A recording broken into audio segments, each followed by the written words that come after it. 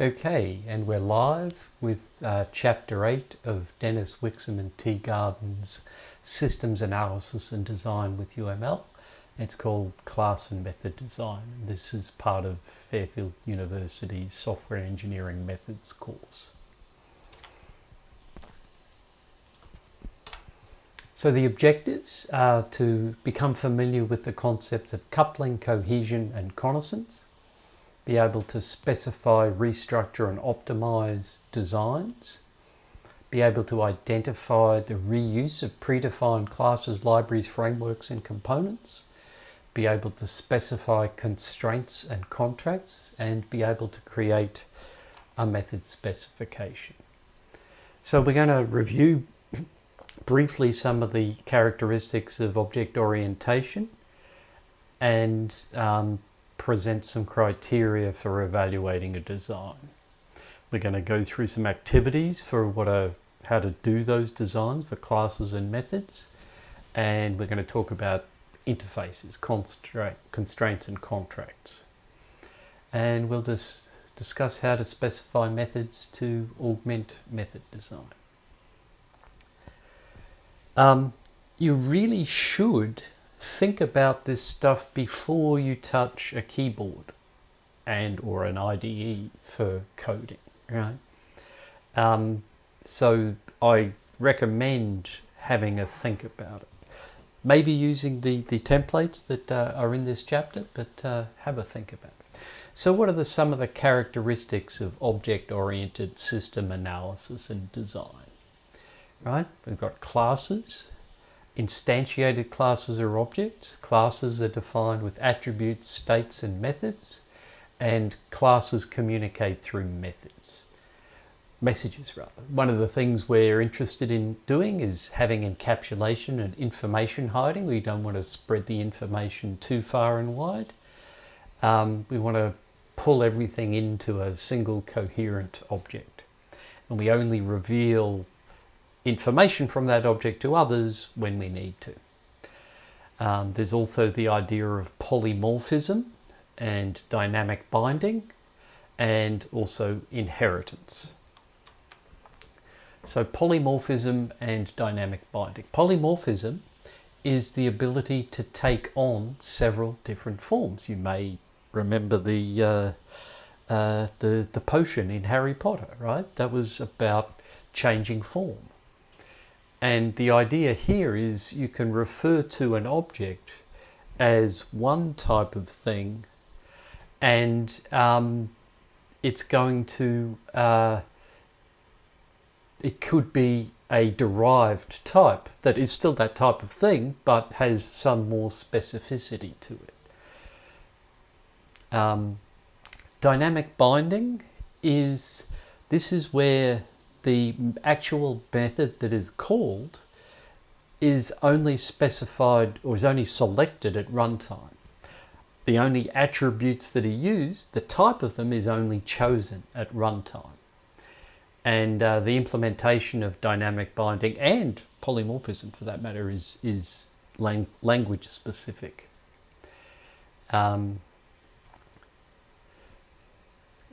So one issue with decisions made at runtime is that you can easily induce runtime errors, so you need to ensure semantic consistency. Okay, so here's an example of polymorphism. The array contains an array of employee, but the actual objects within the array could be an hourly employee or a salaried employee. Right? There are two derived types from the super type or the base class employee. So inheritance allows you to reuse existing classes and add new extensions. The types of inheritance you can have: single inheritance, so you can only have one parent class. Multiple inheritance is generally considered a bad thing, so most newer languages don't allow you to do multiple inheritance. Sometimes you can do redefinition of methods or attributes, depends on the language, but that can also cause inheritance conflict. And you need to know the language that you're going to use in order to do this. Right? Sometimes you can get inheritance conflicts. Here's an inheritance chain. Person is the base class, employee derives from that, salaried employee derives from that, and doctor derives from that. But all of them have a method called compute pay. And the trouble there is you may not know which method is going to be called when. So you've got to be careful with having the same name on each of the derived classes. So here are the three design criteria at a written large: coupling, cohesion, and connascence. Coupling refers to the degree of closeness of the relationship between classes. Cohesion refers to the degree to which attributes and methods of a class support it being a single object. And connascence refers to the degree of interdependency between objects. So coupling, close coupling means that changes in one part of the design mean changes in another part of the design. That's a bad thing generally, because normally you don't propagate all the changes, and so that introduces defects. I'm not going to read all of this, you can read it as well as I do, but the aim with coupling is to reduce it, and I think I talked about the law of Demeter during our last lecture, right?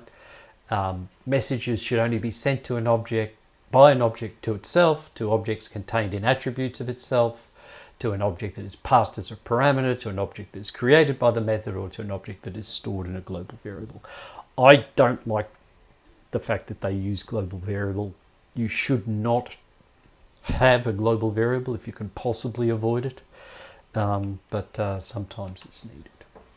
So here's some, if you like, a spectrum of interaction coupling. No direct coupling means the methods do not relate to one another, that is, they do not call one another. And at the far end, you've got a method of one object refers to the inside hidden parts of another object, which violates encapsulation and information hiding. Right? So cohesion, a cohesive class or method or object refers to a single thing. So does the method perform more than one operation? Do the attributes and methods represent a single object if it's a class? Do classes in a hierarchy show a kind of relationship, not just associations or aggregations? And here's some method cohesion, right? At the functional level, a method performs a single problem-related task. All the way down to coincidental, the purpose of the method cannot be defined, or it performs simple multiple functions that are unrelated to one another, right? Cohesion, methods should be small and do one thing and do it well. Okay, here's class cohesion. The ideal class cohesion is the class has none of the mixed cohesions, and the worst one, the class represents two different types of objects. The class should be decomposed into two separate classes. Typical different instances only use a portion of the full definition of the class. Okay, third piece is connascence. Classes are so interdependent that a change in one necessitates a change in the other. If you're doing good programming, you should minimize overall connascence, but you should make sure you keep with your encapsulation boundaries. Right? And you can read the detail of that. And there's lots of different types of connascence. Name connascence. If a method refers to an attribute, it is tied to the name of the attribute. If the attribute's name changes, the content of the method will have to change. or positional connascence. The order of the code in a method or the order of the arguments to a method is critical for the method to execute correctly. If either is wrong, then the method will at least not function correctly. So they're the things we're aiming for with, and we do need to go into some of those in a lot more detail, and I'm going to set up a couple of assignments and in-class activities to do that. So what do we do? The design activities is just an extension of the analysis activities, right? We want to add specifications, we want to identify opportunities for reuse, we want to maybe restructure the design to make it more implementable, we want to optimize the design and map the problem domains into the programming language that we've selected. Right, so adding specifications, we've got to make sure we've got no missing attributes or methods, no superfluous attributes or methods, no missing or extra classes that we don't use. We need to think about the visibility, private, public or protected, right? We've got to decide on method signatures, make sure we choose the right names and the right names of parameters and the right types of the returns.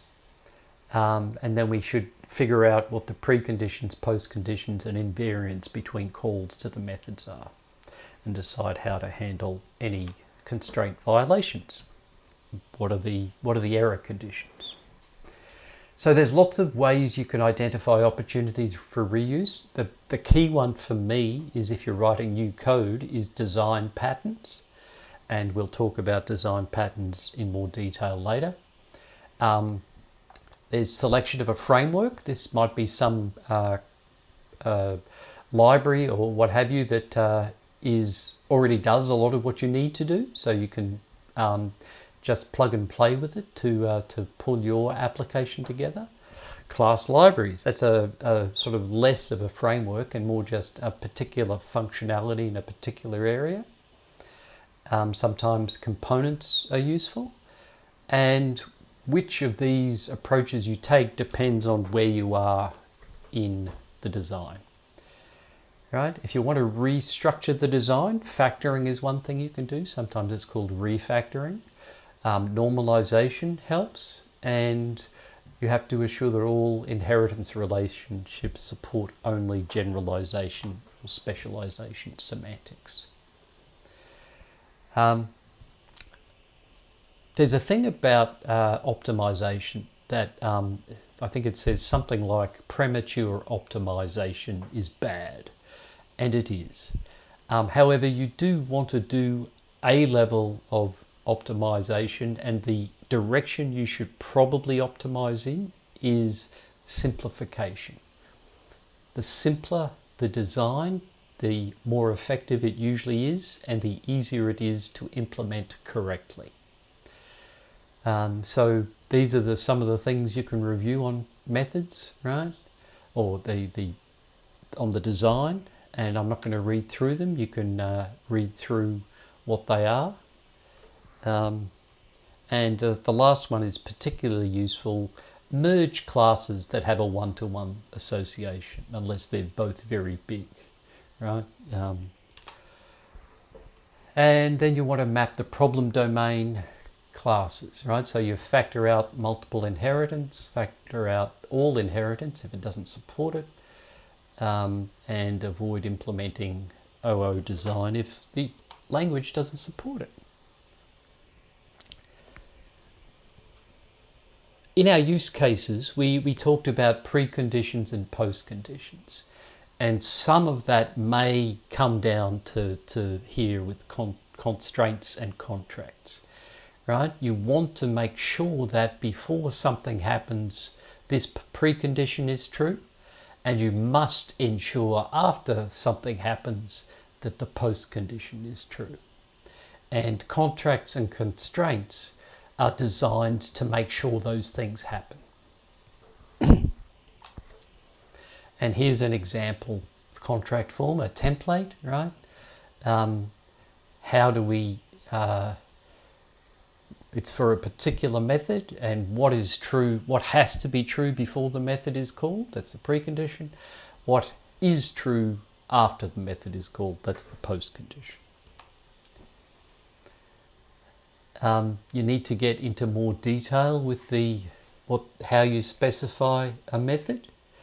It's got to be explicit and clear, but you should include general information, any events that need to trigger something, any message passing, any algorithms that you're going to need to use, or application information, right? And here's a form that you could use to specify a method, right? Lots of potential information there, and I think there's probably more languages than the 4 indicated up there. I'd probably add C# to that list at least, but that's okay. Okay, so we've had a review of object-oriented system analysis and design, right? We've gone through design criteria, good coupling, bad coupling, good cohesion, and issues with connascence. We've talked about object design activities, constraints and contracts, and I've shown you a template for specifying a method. I do need to go into more detail in a lot of that stuff, but I'm aiming to do that in the form of either assignments or in-class activities, or both. And we'll see